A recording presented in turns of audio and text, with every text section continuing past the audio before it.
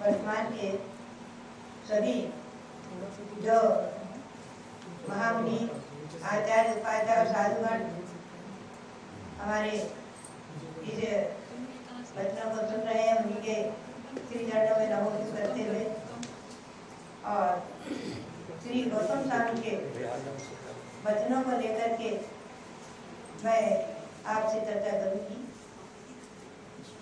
श्री गौतम स्वामी के मुख से निकले हुए जो दुर्लभ और अमूल्य वचन चैत्य भक्ति, दैवतिक प्रतिक्रमण और पार्थिव प्रतिक्रमण, उसमें दैवतिक प्रतिक्रमण में जगह जगह अनेकों स्तर पर आया है। दशण्डम धम्म झाड़ानम। आज मैं बीच से ही इसे ले लेती हूँ। दशण्डम धम्म झाड़ानम। हम और आप सभी प्राकृतिक प्रतिक्रमण पाठ को पढ़ते हैं। उसका हिंदी में अनुवाद भी मैंने किया था 25 वर्ष पूर्व, और प्राय करके कई एक साधु कहा करते हैं कि हमें प्राकृतिक अर्थ नहीं समझ में आता तो कैसे क्या प्रतिक्रमण ग्रंथत्रयी श्री प्रभाचंद्र आचार्य ने इस पर प्रतिक्रमण ग्रंथत्रयी टीका लिखी है। उस टीका को आधार बना करके हमारे सामने प्रतिक्रमण ग्रंथत्रयी है। उसी के अनुसार मैं आपके सामने दशण्डम धम्म झाड़ानम, धर्म ध्यान के 10 भेद श्री गौतम स्वामी ने कहे हैं। ये प्रतिक्रमण पाठ में, दैवतिक प्रतिक्रमण पाठ में हमारे आता है। दैवतिक प्रतिक्रमण पाठ में दशण्डम धम्म झाड़ानम, दशण्डम मुंडानम, दशण्डम श्रवण धमानम। श्रवण धर्म 10 है, वो तो मालूम है सबको, उत्तम भाव वाद। और ये धर्म ध्यान 10 क्या है, इसका टीकाकार ने बहुत सुंदर खुलासा किया है। वो कहते हैं दशानाम धर्म ध्यानानाम अपाय विजय, उपाय विजय, विपाक विजय, विराग विजय, लोक विजय, भव विजय, जीव विजय, आज्ञा विजय, संस्थान विजय और संसार विजय। अगर आप लोग कॉपी और पेन ले लें तो अच्छा रहेगा। आप लोग नोट कर सकते हैं कि धर्म ध्यान के 10 भेद कौन से हैं। पहला तो है अपाय विजय, दूसरा है उपाय विजय, तीसरा है विपाक विजय। आप लोग नोट करना चाहे नोट कर सकते हैं कॉपियों में। अपाय विजय, उपाय विजय, विपाक विजय। चौथा है विराग विजय, पांचवा है लोक विजय, छठा है भव विजय, सातवां है जीव विजय, आठवां है आज्ञा विजय, नौवां है संस्थान विजय और 10वां है संसार विजय। ये धर्म ध्यान के 10 भेद माने हैं। आप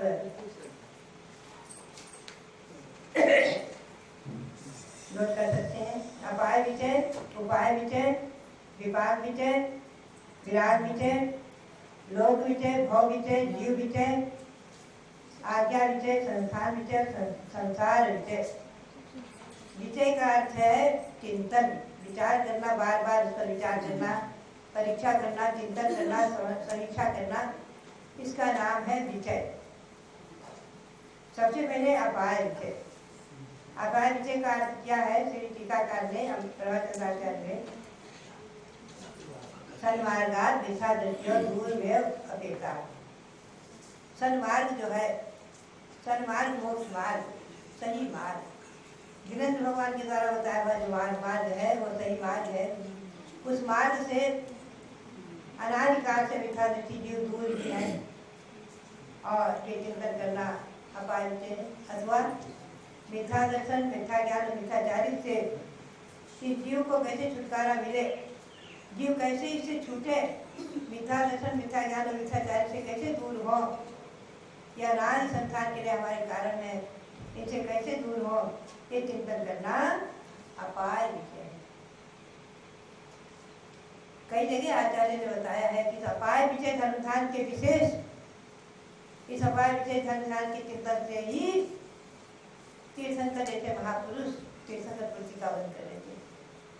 अपाय विषय संसार के जीवों के प्रति भावना, संसार के जीव कैसे मिथ्या दर्शन मिथ्या ज्ञान मिथ्याचारधारी से विरक्त हो, उसे कैसे दूर हो, कैसे छूटे, बार बार चिंतन करना और अपने लिए भी चिंतन करना कि हमारी आत्मा हम इन मिथ्या दर्शन ज्ञान और चार्य से दूर ही रहे, बार बार इसका चिंतन करना उपाय विषय। और दूसरा है उपाय विषय। उपाय विषय का क्या है? दर्शन मोह दयादि कारण वसात जीवा समय दर्शनादिभ्या परामुखाः। दर्शन मोह निकलवादी के वजह से जीव समय दर्शन आदि से परामुख हो रहे हैं, विमुख हो रहे हैं, समय दर्शन आदि से विमुख हो रहे हैं। जब बार बार चिंतन करना उपाय विषय, क्योंकि समय दर्शन ज्ञान चारित्र ही मोक्ष मार्ग है, इसका बार बार चिंतन ये उपाय विषय है, मोक्ष का उपाय। कुंद देव ने भी कहा है, मग्गो मग्ग फलम दिए दुर्यम निर्साधने नवकालम, मग्गो मोक्ष उवायो तस् फलम वही निवारण। मार्ग और मार्ग का फल दो ही चीजें संसार में। मार्ग है उपाय, मोक्ष का उपाय, और मार्ग का फल है मोक्ष, निर्वाण प्राप्त कर लेना, अपनी आत्मा को परमात्मा बना लेना। तो इसका चिंतन करना कि समय दर्शन आदि के विजय परामुख कर रहे हैं और कैसे इनको प्राप्त करें, आगे उपाय विषय। तीसरा है विपाक विषय। करुणा ज्ञानावनादीनाम द्रव्यक्षेत्र काल भव भाव प्रत्ययम फलानुभवनम प्रति प्रतिधानम विपाक विद्या। 8 प्रकार के कर्म हैं। इन कर्मों के उदय से ही द्रव्य क्षेत्र काल भव भाव आदि निमित्त को पाकर के हम और आप सभी उस कर्म का फल का अनुभव करते हैं। शरीर में व्याधि आ गई, साता का उदय। सुख सामग्री प्राप्त हुई, साता का उदय है।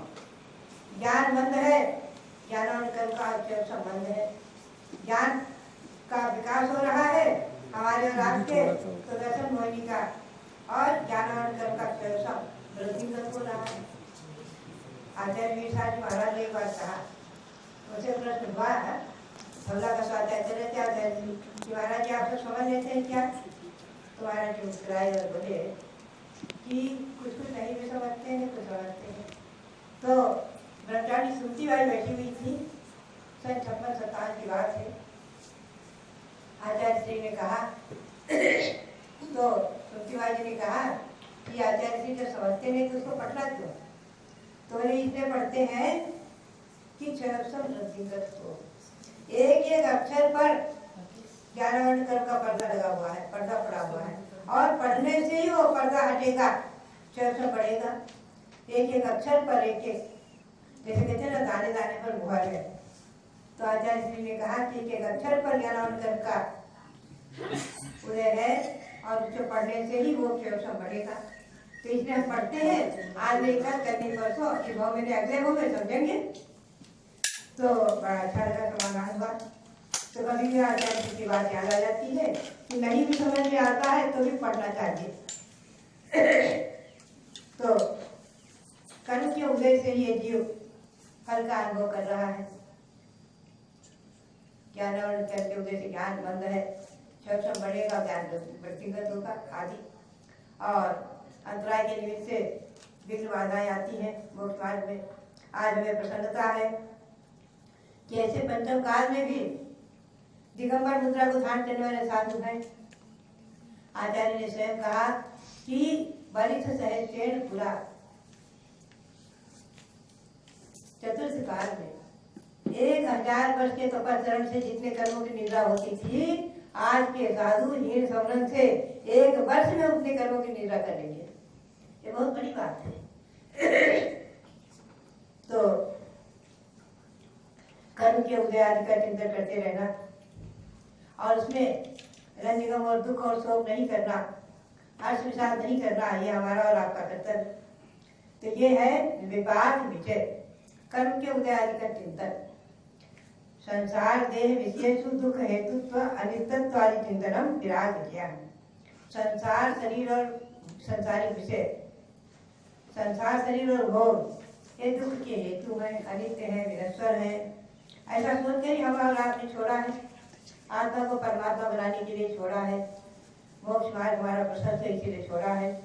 तो ये संसार शरीर और भोगों से दुख के हेतु अनित्य समझ कर इसे विरक्त होना, चिंतन करते रहना, ये विराग विजय है। शरीर में कोई रोग आ गया, शरीर का चिंतन चल रहा है कि ये शरीर तो सचमुच में लोगों का घर है, रोग उरा के विरोगों को गिनो, भोग बुझे के समान। रोग तो जैसे कि बामी सांप के रहने का स्थान, उसी प्रकार से रोग रूपी सर्प के रहने का स्थान है शरीर रूपी बामी। आदि चिंतन करना ये विपाक विषय है, सब ये विराग विषय है। संसार शरीर और भोगों से विरक्त होना ये विराग विषय नाम का चौथा धर्म ध्यान है। पांचवा है लोक विजय, ऊर्ध्वलोक, अधोलोक और मध्यलोक का चिंतन करना। अनादि निधन संसार है, ये लोग अनादि निधन है आदि इसका चिंतन करना। लोक के स्वरूप का चिंतन करना, ये लोक विषय धर्म ध्यान है। नरक आदि चार गति के भाव का चिंतन करना, ये भाव विषय है। कभी हम और आप नारकी भी हुए, कभी किरण योनि में क्षुद्र कीट पतंगे भी हुए, और कभी देव योनि को प्राप्त करके सागरों को काल व्यतीत किया होगा, और मनुष्य पर्याय यानी कितनी बार मिली होगी। आज मनुष्य पर्याय मिली है, पंचम काल में भी अगर हमने और आपने संयम पा लिया तो मनुष्य पर्याय सार्थक हो गई। आज ही मैं चिंतन कर रही थी सहज स्वाध्याय में कि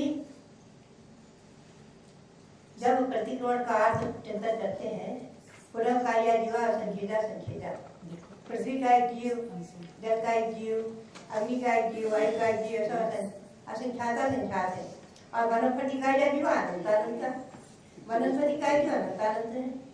बहिर्जीव भी असंख्याता संख्यात, तीन भी असंख्याता संख्यात, चार भी असंख्याता संख्यात, और पंचेंद्रिय भी असंख्याता संख्यात।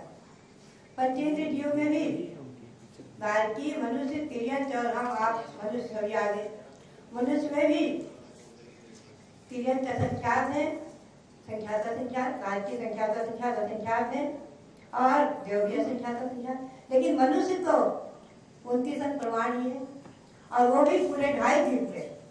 उसमें भी हम और आप कितने भागों में बट गए, भोग भूमि, कर्म भूमि मनुष्य, उसमें भी आर्य मनुष्य, विरेक्ष मनुष्य, उसमें भी कुभोग भूमि मनुष्य आदि।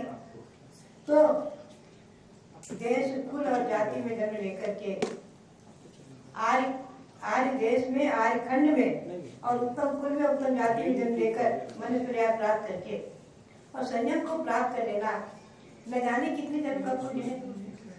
तो ये सब जो है चिंतन, ये लोग विचय संति जीवा उपयोग स्वभाव। जीव विचय, जीव विचय क्या है कि जीव का लक्षण उपयोग है, उपयोग लक्षण ज्ञान दर्शन स्वरूप है। अनादि निधन है जीव, संसारी और मोक्ष मुक्त के रूप से दो भेद हैं आदि, इनका चिंतन करना, ये जीव विचय धर्म ध्यान है। ये 7वां भेद है। 8वां भेद है आज्ञा विचय, सर्वज्ञागम सर्वज्ञागम प्रमाणीकृत्य अत्यंत परोक्षार्थावधारणम आज्ञा विषय। भगवान की आज्ञा को प्रमाण मानकर अत्यंत परोक्ष विषय पर भी श्रद्धा करना। निगोदिया जीव है, एक श्वास में 18 बार जन्म होता है निगोदिया जीवों का। हमने भी कभी तुच्छ योनि में एक श्वास में 10 बार जन्म आदि किया है। ये सब चिंतन आज्ञा विषय है। जल में जीव है असंख्यातों, पानी छान कर पीना ये आज्ञा विषय है। हमें जीव दिखते नहीं है, आज बहुत सी चीजें हैं जो आज्ञा विषय है। दिन में भोजन करना, रात्रि में नहीं करना, जब आपको हमारा उपदेश देते हैं तो हमें और आपको नहीं दिखते हैं कि दिन रात्रि में जीव बहुत हो गए, लाइट आदि के उजाले में जीव नहीं भी है, लेकिन फिर भी रात्रि में जीव ऐसे हैं जो हमें और आपको दृष्टिगत नहीं होते हैं। फिर भी आचार्य की आज्ञा है रात्रि में त्याग। जैन का दर्शन आदि। तो ये सब आज्ञा विषय धर्म ध्यान है। आज्ञा सिद्धम तो तत्प्राज्यम नान्यथावादी में जिला, जिन्हें भगवान अन्यथावादी नहीं है उनके वचनों पर श्रद्धा करना, जो बहुत परोक्ष विषय भी है, मोक्ष है, परलोक है, आत्मा का अस्तित्व है, ये सब आस्तिक की भावना से स्वीकार करते हैं। और आप ये आज्ञा विषय धर्म ध्यान है। आज हमें और आपको मुख्य रूप से आज्ञा विषय धर्म ध्यान ही है, क्योंकि हम और आप अत्यंत परोक्ष विषय पर भी श्रद्धा करके पीछे से परिमार्जन करते हैं। जीव नहीं दिख रहे तो ही आचार्य ने कहा है परिमार्जित करके ही बैठना, उठना, पुस्तक उठाना तो परिमार्जित करके उठाना। ये क्या है? ये आज्ञा विषय भगवान की आज्ञा प्रमाण है। धूप से आए छाया में, छाया से गए धूप में, तो पीछे से परिमार्जित करके ही जाना आना, ये आज्ञा विषय। हमें जीव दिखते नहीं है, लेकिन पिछला से परिमार्जित आगे आगों की आज्ञा, उन जीवों की रक्षा होती है, आगों की आज्ञा। ये सब आज्ञा विषय धर्म ध्यान है। और 9वां है संस्थान विषय।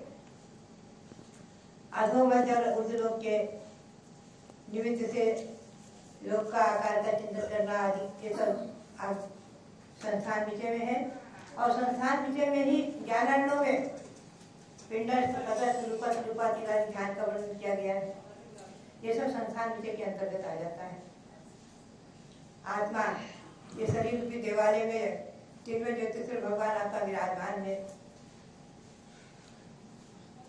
उसका ध्यान, पदस्थ ध्यान, ओम का ध्यान, जीव का ध्यान, तीन लोग के आकार का ध्यान आदि ये सब जो है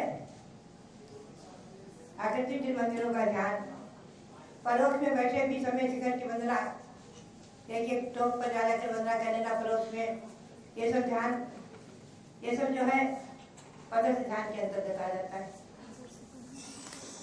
10वां भेद है संसार विजय। संसार विजय में क्या है? अपने द्वारा संचित कर्म के उदय से ही ये जीव इस भाव से अगले भाव को प्राप्त करता है। इस लोक और परलोक का गमन ये सब अपने कर्म के निमित्त से होता है।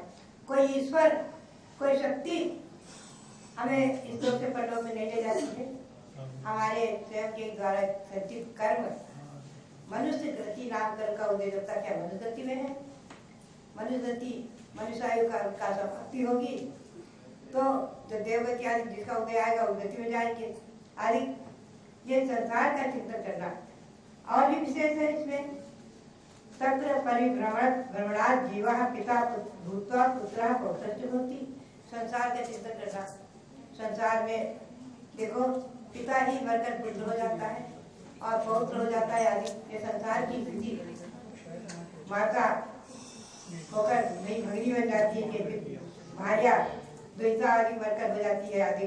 ये संसार में प्रत्येक जीव उसका किसके साथ संबंध नहीं हुआ आदि। ये सब चिंतन अनादिकाल संसार में सब एक दूसरे के संबंधी हो चुके हैं। कोई ऐसा व्यक्ति नहीं जो किसी का भाई नहीं बना हो, पिता नहीं बना हो, पुत्र नहीं बना हो। ये सब चिंतन संसार में है। कभी स्वामी होकर दास हो जाता है, कभी दास होकर स्वामी, प्रत्यक्ष में देखने में आता है कि आज जो कोई स्वामी है कल वो उसी के यहाँ जाकर नौकरी करने लगता है। आज स्वामी है, ऐसे आंखों से देखी घटनाएं हैं। आज मालिक है, फैक्ट्री में बहुत बड़े मालिक है, उनके हजारों लोग काम कर रहे हैं और कल जाकर किसी के यहाँ नौकरी करते हैं, काम करते हैं, उन्हें अपने नौकरों के यहाँ जाकर नौकरी करते हैं। ऐसी स्थिति आती है संसार में। ये सब संसार विषय धर्म ध्यान है। इस प्रकार से श्री गौतम स्वामी धर्म ध्यान के दर्वे माने।